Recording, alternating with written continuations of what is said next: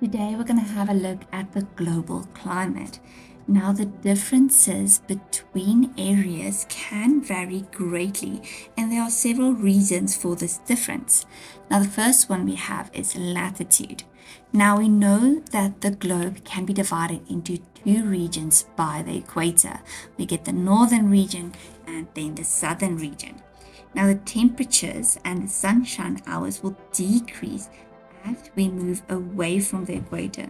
And this is because solar radiation is more dispersed at the poles and has to pass through more of the atmosphere to reach the Earth. We then have altitude, and this is a measure of how high above sea level you are. Now, as we increase in altitude, it can lead to a decrease in temperature. Now, this is because as we increase in altitude, the air pressure and density decreases. This means that there are fewer air molecules at the higher altitude, resulting in less heat being generated from molecular collisions and a reduced ability to retain the heat. Now, as we look at our map, we can see that there's a few areas with very high altitudes, especially South America, North America, Greenland, Asia, and then also Antarctica has very high altitudes. Next, we have continentality. Now, this means that locations that are further inland will heat up more quickly in the summer and cool more quickly in the winter. Now, this is because of water's high heat capacity, meaning that it takes longer to heat up water and longer for water to give off heat as well. So locations that are closer to large bodies of water will also heat up more slowly and cool down more slowly. Number 4, we have ocean currents. Now, we have warm ocean currents as well as cold ocean currents. Now, as these currents circulate the oceans, they would either warm up or cool down the adjacent land as well as the air surrounding it. At number 5, we have aspect.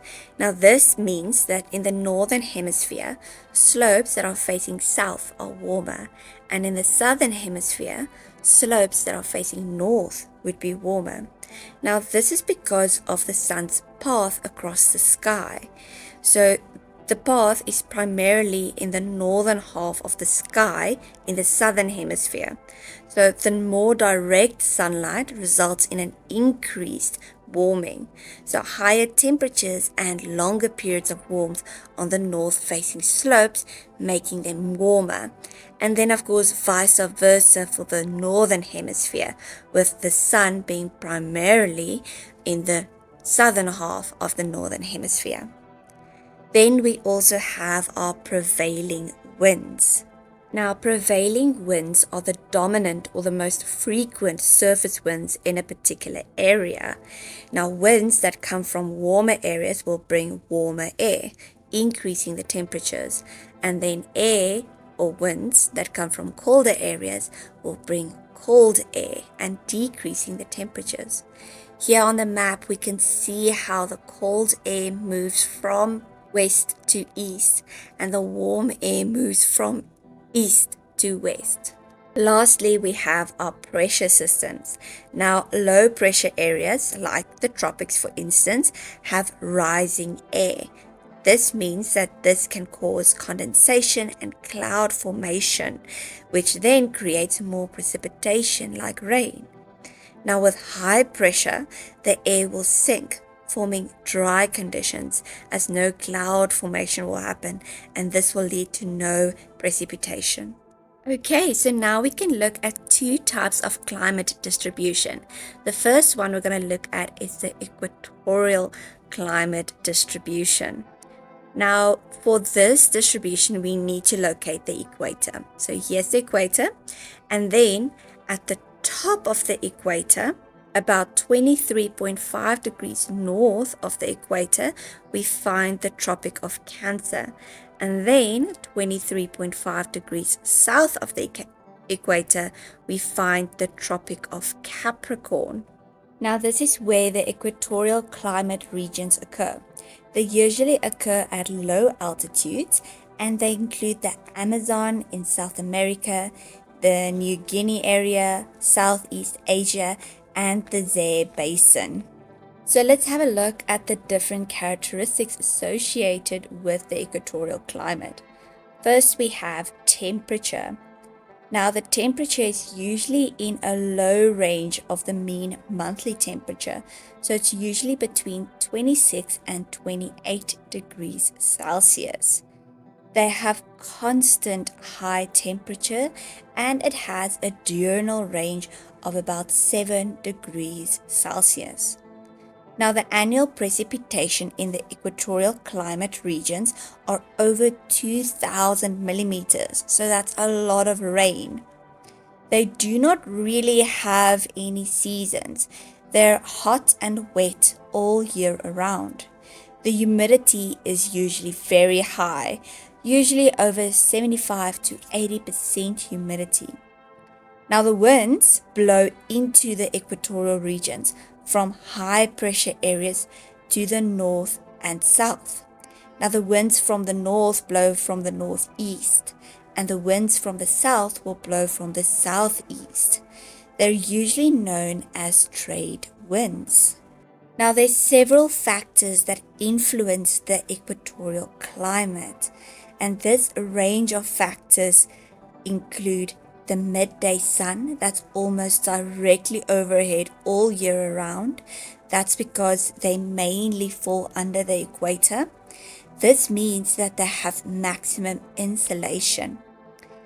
They also have low pressure all year, which leads to rising air. We know that this leads to condensation and cloud formation and high precipitation levels, so a lot of rain in these areas. These areas also have dense vegetation that leads to high levels of evaporation and also transpiration. Now, the warm air that's storing large amounts of water vapor until the temperature starts to cool in the late afternoon will lead to heavy daily convectional rainfall. Now we can have a look at a few temperature graphs of some of these areas. Now, if we look at the first graph, this graph shows us the temperature as well as the rainfall over 12 months. We can see that the temperature stays constant at about 25 to 27 degrees Celsius.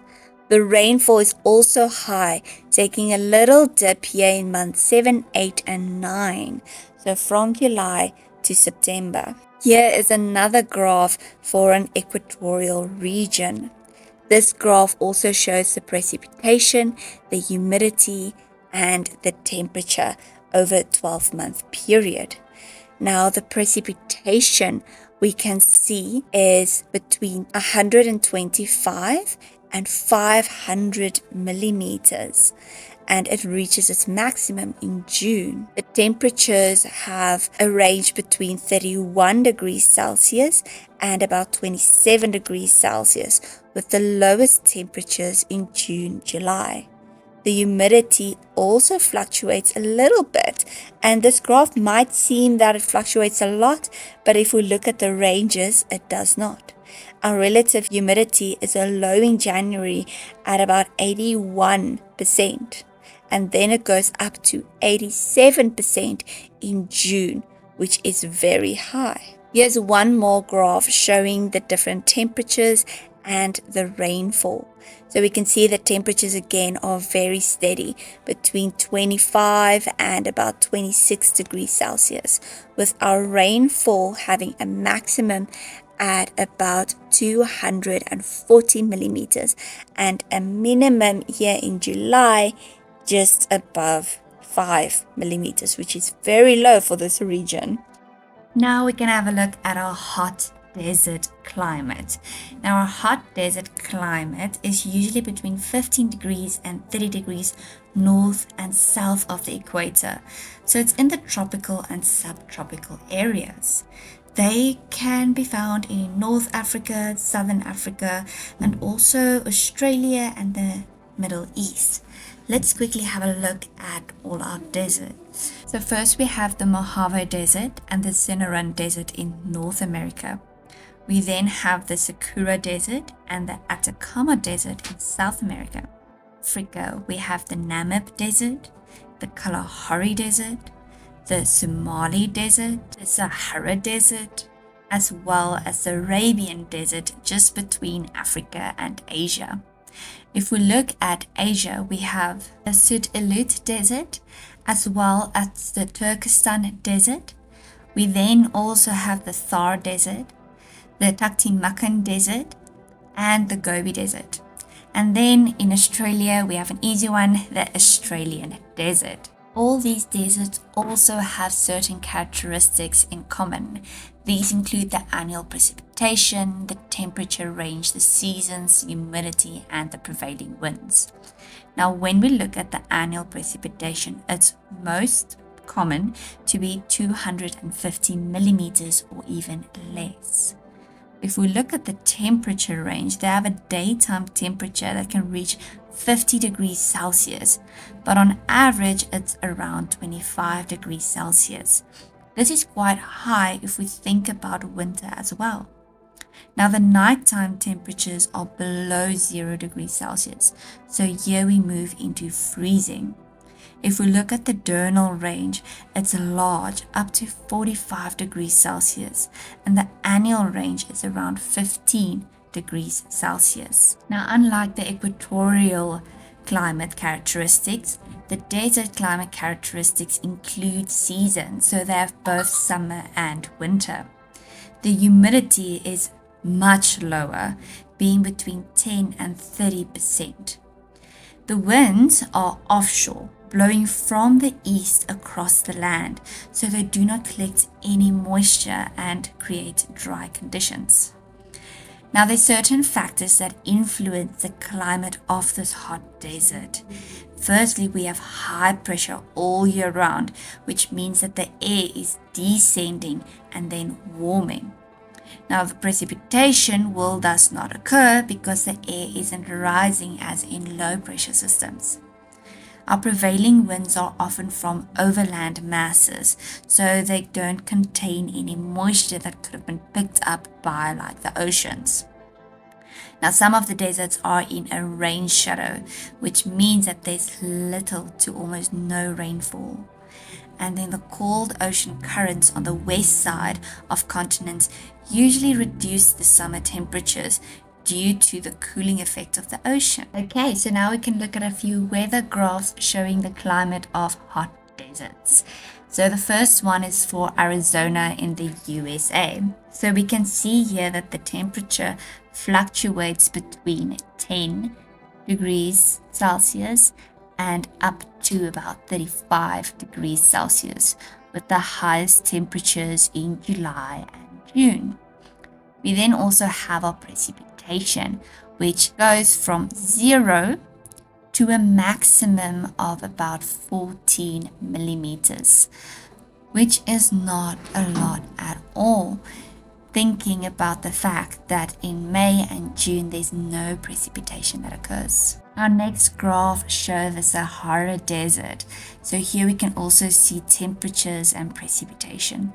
Now the temperatures fluctuate between 10 degrees Celsius again and 25 degrees Celsius, reaching a maximum in July and August. Our precipitation then has the lowest amount in July, which is about 1 centimeter of rain, and it reaches a maximum in December of about 11 centimeters of rain.